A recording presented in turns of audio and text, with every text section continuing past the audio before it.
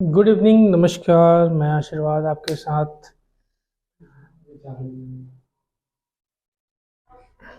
Good evening, नमस्कार, आशीर्वाद मैं आपके साथ आपके लिए ज्योग्राफी कक्षा 10th की यह पहली अध्याय रिसोर्सेज मैं लेकर आया हूँ, जिसमें हमने कुछ कर लिया था। रिसोर्सेज में हमने पहले भी देख रखा था, एक वीडियो हमारी ऑलरेडी हो चुकी है। ये आज दूसरी पार्ट होगी रिसोर्सेज की। उससे पहले यह श्रृंखला आपके लिए इन्फिनिटी वन एकेडमी की तरफ से निःशुल्क लाई जा रही है, जिसकी कोई सरचार्ज आपको नहीं देनी है। बस केवल आपको दोस्तों तक इसे शेयर करना है, सब्सक्राइब करना है और लाइक करना है। बेल बटन को दबा दीजिए और बढ़ते हैं आगे आपके लिए ज्योग्राफी की श्रृंखला लेकर के हम, जिसमें आज हमें संसाधनों का संरक्षण देखना है। इससे पहले हमने देख लिया था। अब संसाधनों का संरक्षण हम देखेंगे, जिसमें देखना है कि गांधी जी के कुछ स्टेटमेंट से हम शुरुआत करते हैं, जिसमें गांधी जी ने कुछ कहा था। गांधी जी ने संसाधनों के संरक्षण पर अपनी चिंता इन शब्दों में व्यक्त की है। हमारे हमारे हमारे हर व्यक्ति की आवश्यकता पूर्ति के लिए बहुत कुछ है, लेकिन किसी के लालच की संतुष्टि के लिए नहीं है। फिर कहा, अर्थात हमारे पास पेट भरने के लिए बहुत है, लेकिन पेटी भरने के लिए नहीं है। गांधी जी ने कहा था, उन्हीं के कथनों को कहा। Gandhi ji was a very apart in voicing his concern about resources conservation in these words: this is enough for everybody's need, about not for any body's greed। चलिए, अंतर्राष्ट्रीय स्तर पर व्यवस्थित तरीके से संसाधन संरक्षण की वकालत 1968 में क्लब ऑफ रोम ने की। तत्पश्चात 1974 में सुमेशर ने अपनी पुस्तक स्माइल इज ब्यूटीफुल में इस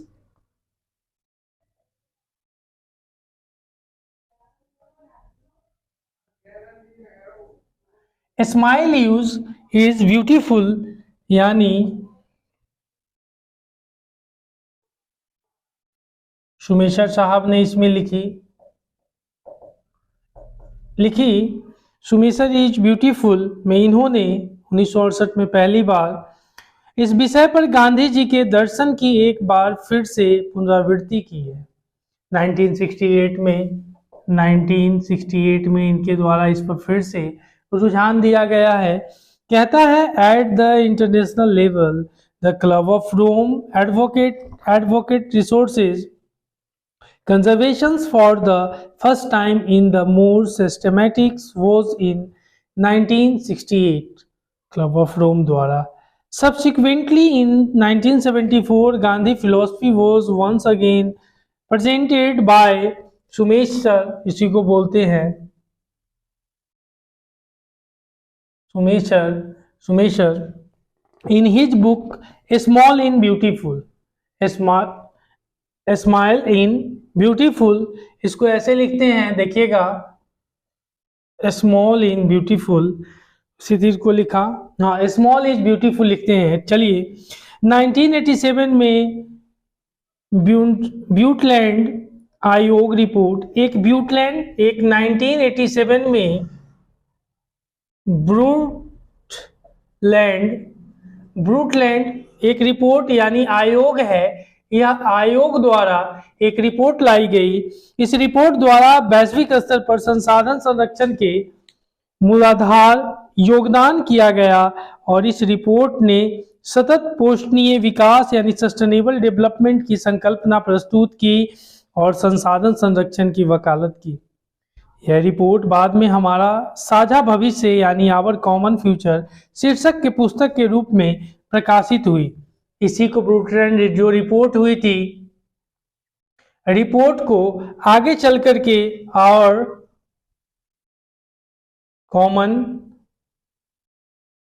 आवर कॉमन फ्यूचर के नाम से इसको पेश करी गई, एक बुक के रूप में इसको सब लोगों के लिए प्रकाशित करी गई। The seminal contributions with respect to resource conservations at the global level was mode by the Brundtland, जिसको हम लोग बोलते हैं ब्रुटलैंड Commission's report 1987. This report introduced the concept of sustainable development and advocate it as a means for resources conservation, which was subsequently published in a book entitled Our Common Future. ठीक है, इस book को बाद में our common future के रूप में इसको प्रकाशित किया गया। आगे बढ़ते हैं, अब है इसके बाद भू संसाधन यानी लैंड रिसोर्सेज। अब देखते हैं लैंड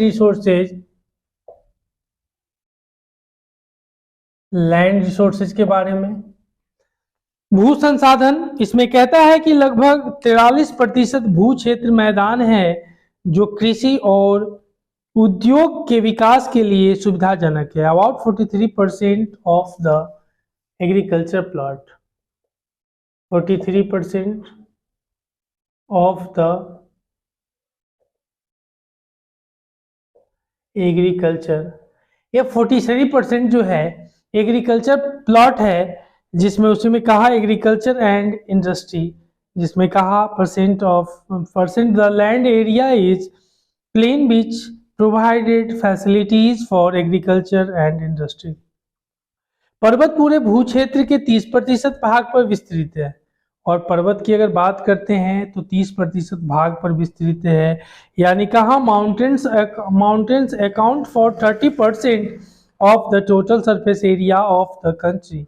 देश के क्षेत्रफल का लगभग 27% हिस्सा पठारी क्षेत्र है, यानी about 27% of the area of the country is the plateau. ध्यान दीजिएगा, ये मान के चलिए आपका लैंड है, ठीक है, ये लैंड में इसको 43% अगर हम बात करते हैं, इसमें मैदान है। उसी तरह से इसको देखते हैं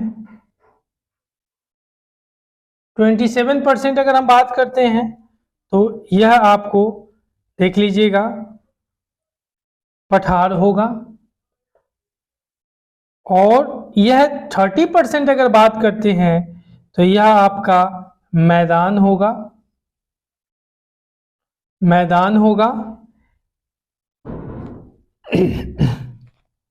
ठीक है, यानी माउंटेन अगर हम बात करते हैं 30% में नहीं, सॉरी, अगर हम बात करते हैं mountain account from the 30% of the total surface areas of the country, ठीक है, यानी कहने का मतलब है। और अगर बात करते हैं 43% of the land areas plain, 43% अगर बात करते हैं तो लैंड एरिया है। उसी तरह से अगर 30% अगर बात करते हैं तो माउंटेन्स की बात करते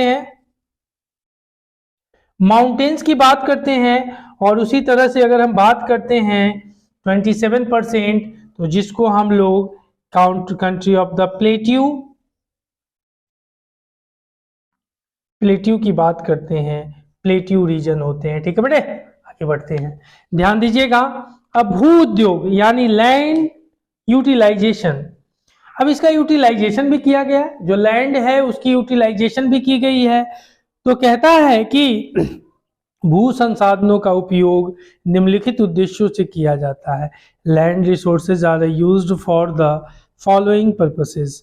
वन में जो लैंड है, लैंड का अगर यूज देखेंगे, अगर लैंड की बात करते हैं, लैंड्स यूज अगर बात करते हैं तो हम चर्चा करते हैं, तो इसमें फॉरेस्ट के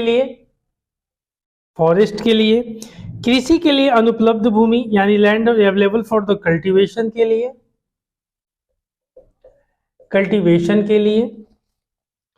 बंजर तथा कृषि अयोग्य भूमि, इसमें भी होता है एक बंजर और एक वेस्ट लैंड होता है। आगे बढ़ते हैं, फिर कहता है इसमें भी कितने तरह के होते हैं, आपको एक बंजर हो गए और एक वेस्ट लैंड हो गए। गैर किसी परियोजन में लगाई गई भूमि जैसे कि इमारतें, सड़क, उद्योग इत्यादि।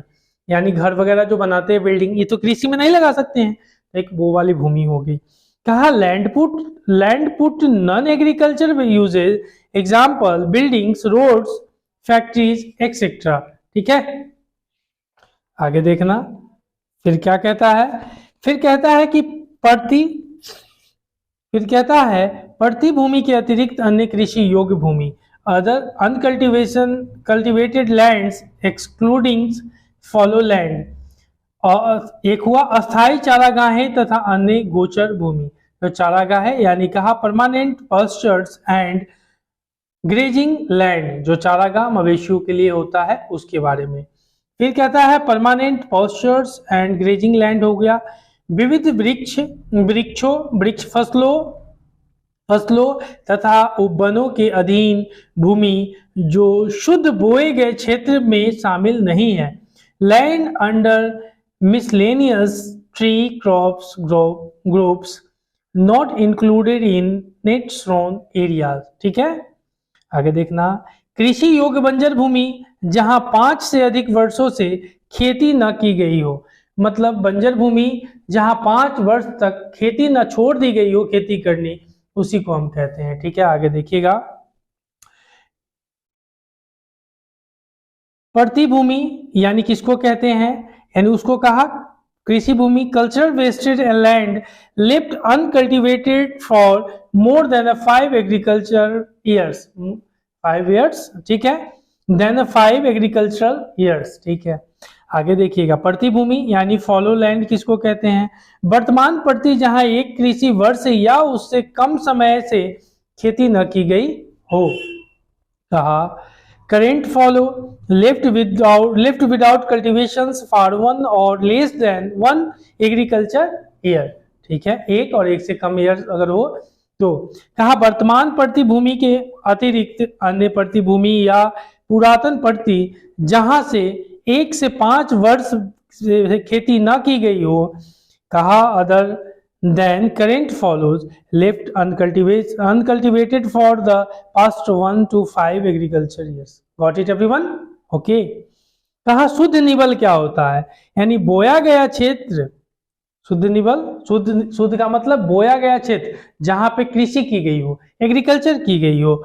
एक कृषि वर्ष में एक बार से अधिक बोए गए क्षेत्र को शुद्ध निबल बोए गए क्षेत्र में जोड़ दिया जाए तो वह सकल कृषि क्षेत्र कहलाता है।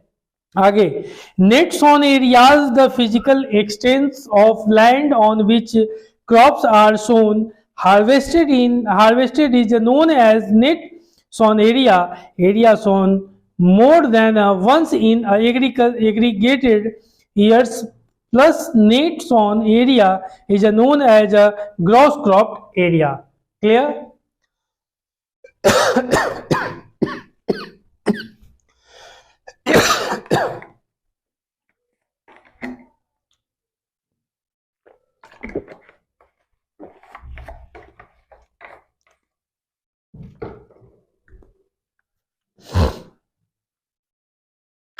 भारत में भू उपयोग प्रारूप यानी land uses pattern in India. ठीक है, या पैटर्न कैसे है लैंड यूज का, उसको देखते हैं।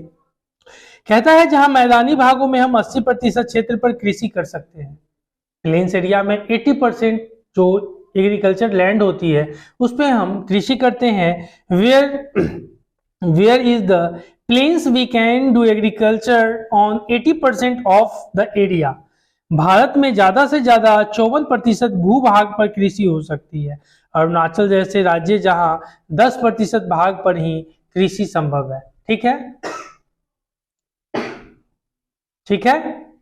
चलिए, पंजाब और हरियाणा में 80% भूमि पर खेती होती है, परंतु अरुणाचल प्रदेश, मिजोरम, मणिपुर और अंडमान निकोबार द्वीप समूह पर 10% के कम क्षेत्र पर खेती होती है।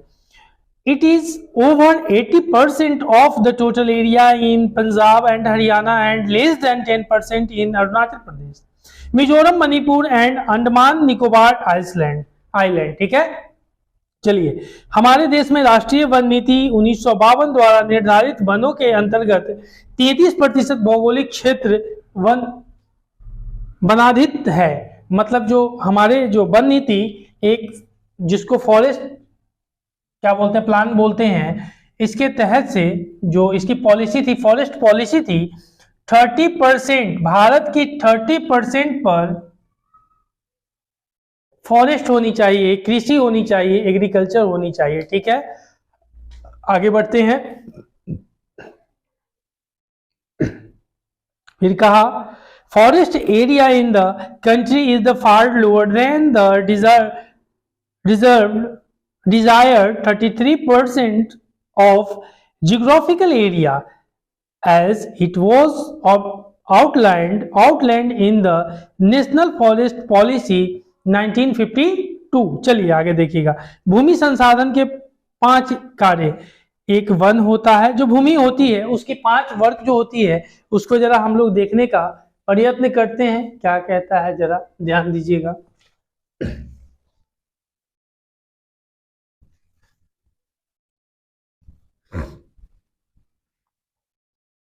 चलिए, जो भू संसाधन के 5 कार्य क्या क्या होते हैं, जैसे लैंड यूजेस ऑफ 5 पैटर्न बात करते हैं इन इंडिया यानी भारत में।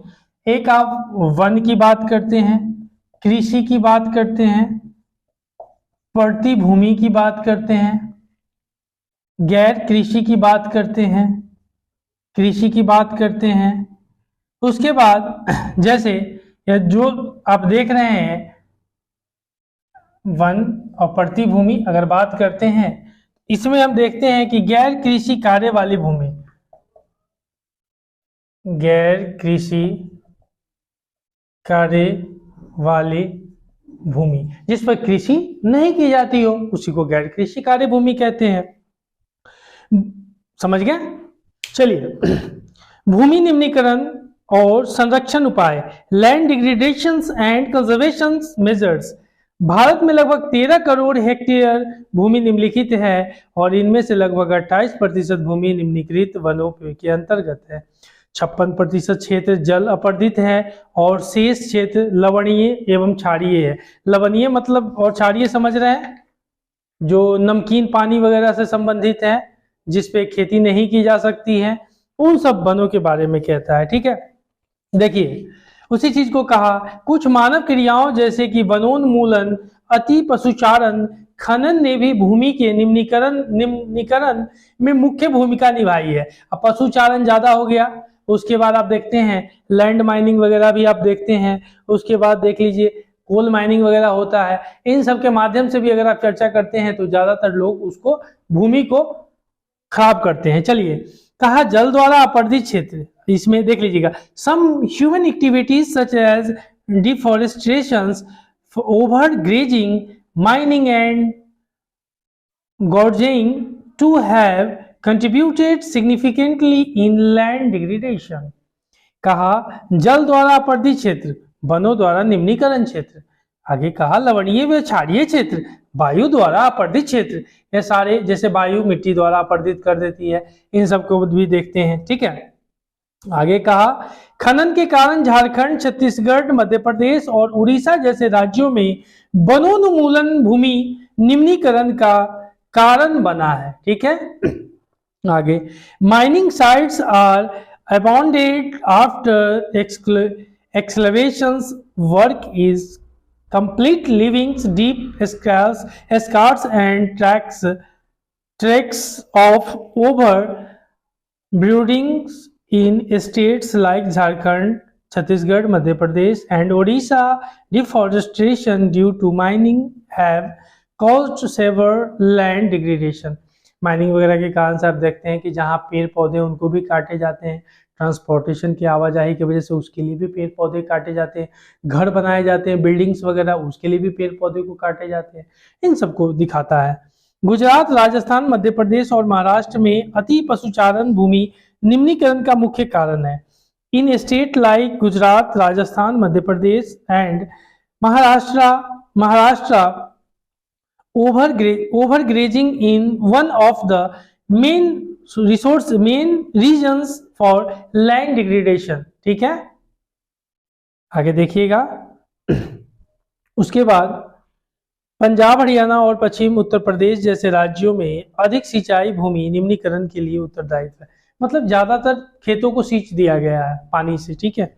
इसी में कहा in the states of Punjab, Haryana, western Uttar Pradesh, over irrigation is responsible for land degradation due to water logging leading to increase in salinity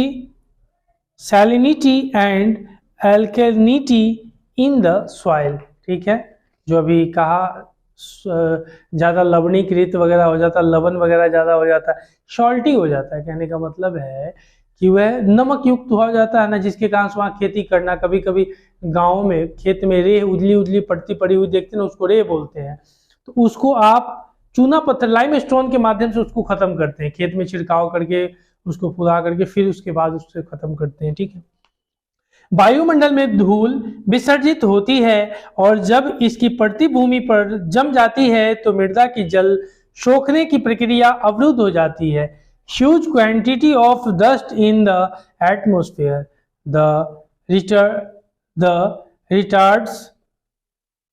retards the process in infiltrations of water into the soil after the settles down on the land। उसके बाद ठीक है, आगे देखिएगा मृदा संसाधन क्या होता है। सॉइल ऑफ द रिसोर्सेज, मिट्टी अथवा मृदा सबसे महत्वपूर्ण नवीनीकरण योग्य प्राकृतिक संसाधन है और इसको भी नेचुरल रिसोर्सेज माना गया है। कहता है कि soil is the most important renewables natural resources. कुछ सेंटीमीटर्स गहरी मृदा बनने में लाखों वर्ष लग जाते हैं। It takes millions of years to from soil up to a few centimetre in depth. Do you understand? Okay. मृदा जैसे कि ह्यूमस और अजैब दोनों प्रकार के पदार्थों से बनती है।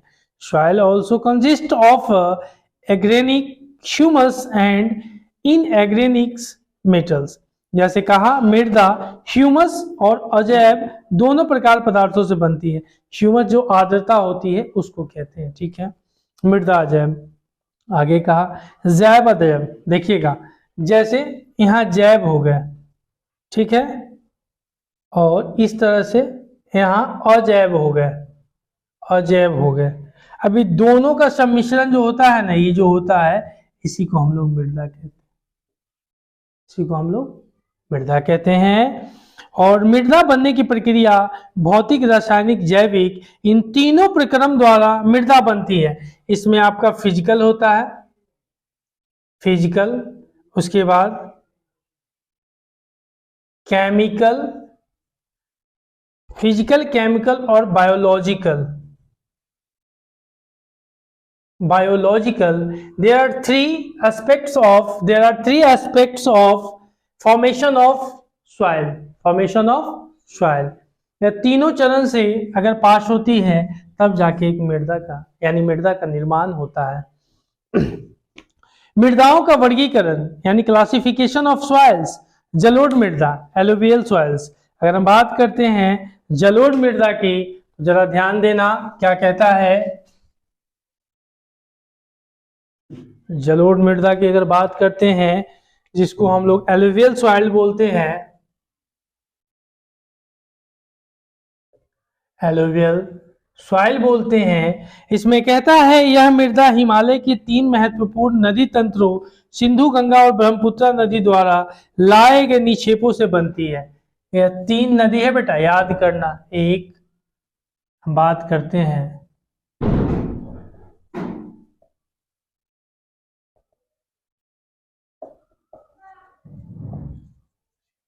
तीन नदी, देखा आपने, 3 नदी जब ऊपर से पानी लेकर आती है उससे जो निक्षेपित होती है उससे एलुवियल सॉइल का निर्माण होता है। जैसे ये भारत है, ठीक है, ऊपर का पोर्शन है ना, ऊपर का पोर्शन है। यहाँ हिमालय को 4 भागों में बांटा गया है, हिमालय को 4 भागों में बांटा गया है। एक को ट्रांस हिमालय, मध्य बृहद हिमालय उसके बाद आप नीचे आइएगा तो फिर आपको मिलेगा मध्य हिमालय, फिर शिवालिक श्रृंखला।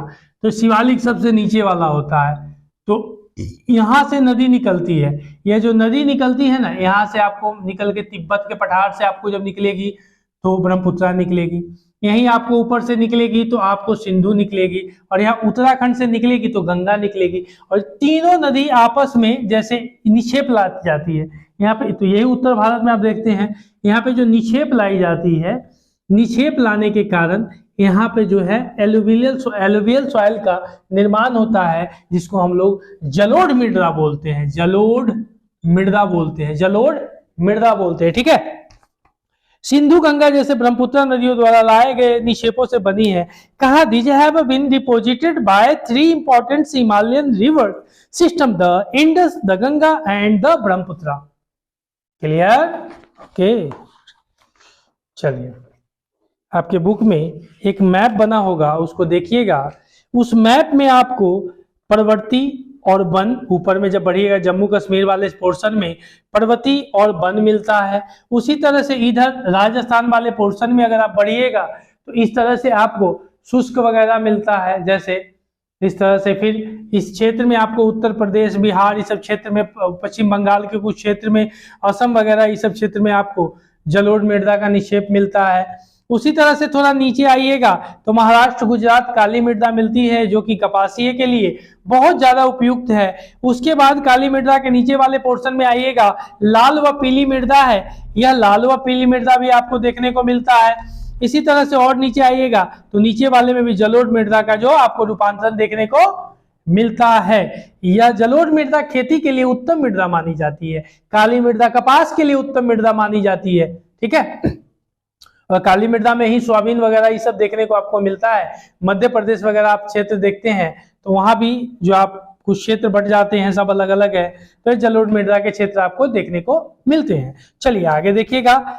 कहता है कणों में आकर या घटकों के अलावा मृदाओं की पहचान उनकी आयु में भी होती है। आयु के आधार पर जलोढ़ मृदाएं 2 प्रकार की होती है, एक पुरानी मृदा, और यह 2 प्रकार की होती है। एक होती है पुरानी मृदा, पुराना जलोढ़, और दूसरा यानी इसको बांगर बोलते हैं, इसको हम बांगर बोलते हैं, याद रखना, इसको बांगर बोलते हैं। और दूसरा नया जलोढ़ मृदा, जो नया जलोढ़ होता है, इसको हम लोग खादर बोलते हैं, खादर बोलते हैं। ठीक है।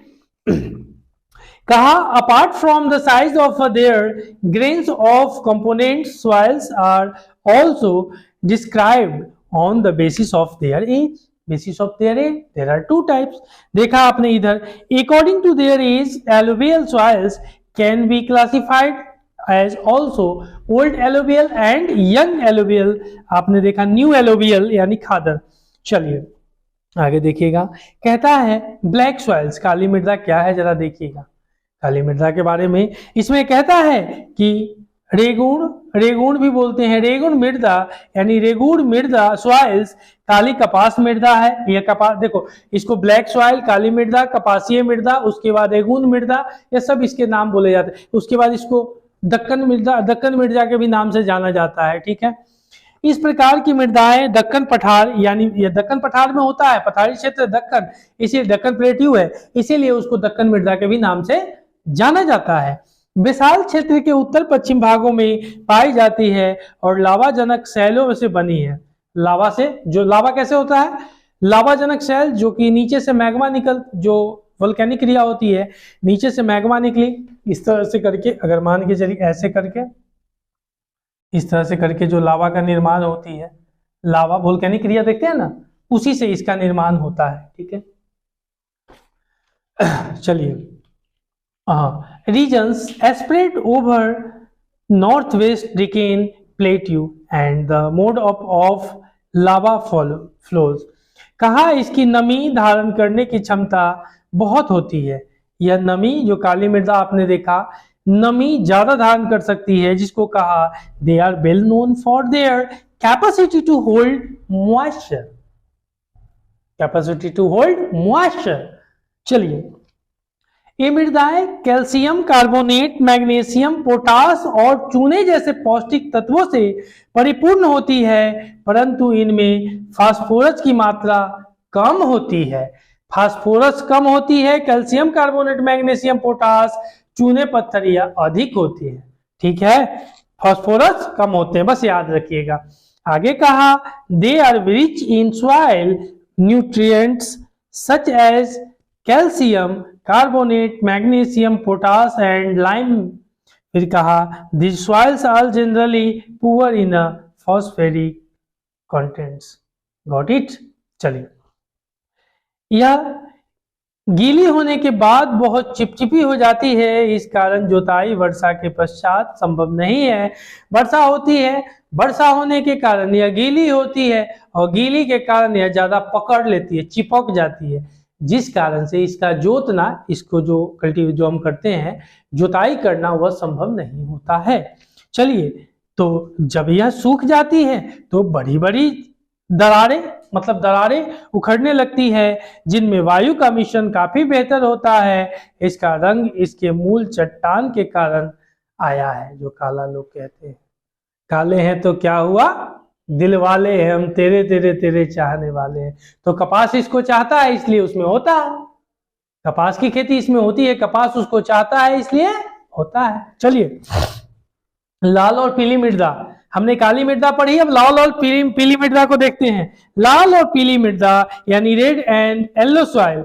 लाल मृदा दक्कन पठार के पूर्वी और दक्षिणी हिस्सों में रवेदार आग्नेय चट्टानों, इग्नेशियस सेल जिसको बोलते हैं। There are 3 types of rock. Igneous 3 बताया था, कायांतरित, रूपांतरित एक देखा था, अवसादी देखा था, आग्नेय देखा था, और एक देखा था रूपांतरित देखा था। 3 तरह की शैलें देखा था। हाँ जी बिल्कुल। आग्नेय चट्टाने पर कम वर्षा वाले भागों में विकसित होती है। ठीक है, जहां कम वर्षा होता है वहां यह लाल और पीली मृदा होती है, वर्षा ज्यादा होगा तो वहां अलग हो जाएगा। ठीक है, देखिएगा, red soil developed on crystalline Ignatius rock in areas of low rainfall in the eastern and southern parts of the Deccan Plateau. Deccan Plateau कहा लाल और पीली मृदाएं ओडिशा, छत्तीसगढ़, मध्य गंगा मैदान के दक्षिणी छोर पर और पश्चिमी घाट के पहाड़ी पद पर पाई जाती है। ठीक है, क्षेत्र जिनका देख लीजिएगा, ओडिशा में पाया जाता है, छत्तीसगढ़ में पाया जाता है, मध्य गंगा मैदान के दक्षिणी छोर पर पाया जाता है, और पश्चिम घाट के पहाड़ी पद के में पाई जाती है।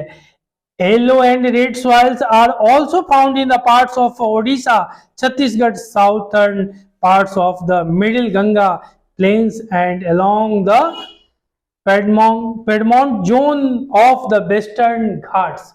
Got it. ओके, अब लेटराइट मृदा की बात करते हैं। हमने लाल पीला देख लिया, काला पीला लाल देखा, काला पीला लाल देखा ना। चलिए आगे बढ़ते हैं। अब लेटराइट मृदा देखते हैं, जिसको लेटराइट सॉइल कहते हैं। लेटराइट मृदा ऊंचे तापमान यानी इसके लिए टेम्परेचर अधिक चाहिए और अत्यधिक वर्षा भी वाले क्षेत्रों में विकसित होती है। टेम्परेचर का भी अधिक होना, वर्षा भी अधिक होना, तब जाकर लेटराइट बनेगी। क्या बनेगी? लेटराइट बनेगी। और कहा the laterite soil develops under tropical and subtropical climate with alternate wet and dry seasons. यह भारी वर्षा से अत्यधिक निछालन यानी लीचिंग जिसको बोलते हैं का परिणाम है।